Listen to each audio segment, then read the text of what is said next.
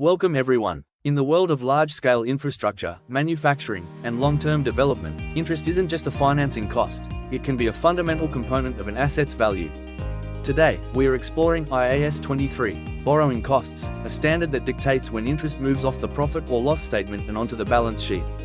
The core principle of IAS 23 is straightforward but vital: borrowing costs that are directly attributable to getting a qualifying asset ready for its intended use must be capitalized as part of the cost of that asset. All other borrowing costs, they are expensed as incurred. The logic here is that if you are forced to borrow money to build something that takes a long time, that interest is just as much a part of the cost of construction as the bricks and mortar. But what makes an asset qualifying? The key word is substantial period of time. We are talking about assets like manufacturing plants, power facilities, or even specific inventories like aging wine or ships. If an asset is ready for its intended use the moment you buy it, or if it's produced in short, repetitive cycles, it is not a qualifying asset. IAS 23 requires professional judgment to determine what substantial means in your specific industry context. Under IAS 23, borrowing costs include more than just bank interest. We include interest expenses calculated using the effective interest method under IFRS 9, interest on lease liabilities under IFRS 16, and even certain exchange differences on foreign currency loans, provided they are regarded as an adjustment to interest costs.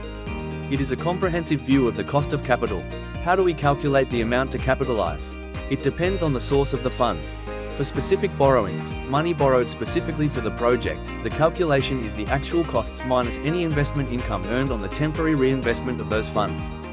For general borrowings, where you use a general pool of debt, you apply a capitalization rate, which is the weighted average of the borrowing costs applicable to the entity's general debt during the period. Timing is everything. Capitalization begins only when three conditions are met: you are spending on the asset, you are incurring borrowing costs, and you are actively working on the project.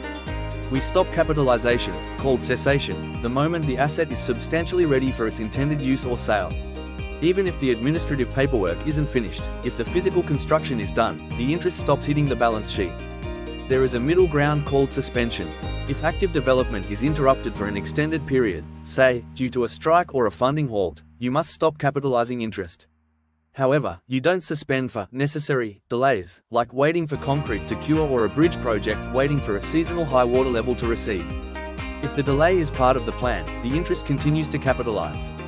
In large projects, like a business park with 5 separate buildings, we apply the cessation in stages rule.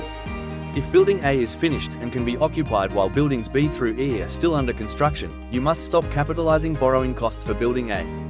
You cannot use the delay of the whole project to keep inflating the value of the finished portions. Transparency is key. IAS 23 requires entities to disclose two main things in their financial notes. First, the total amount of borrowing costs capitalized during the period. Second, if you used a general pool of funds, you must disclose the capitalization rate used. This allows users of the financial statements to see how much of your profit was shielded by capitalization. To wrap up, IAS 23 is a powerful tool for matching costs to revenue, but it requires vigilance. In 2026, auditors are looking closely at active development. You cannot capitalize interest on a zombie project that has stalled. Furthermore, remember the impact on your ratios. Capitalization increases your assets and your EBITDA by reducing reported interest expense.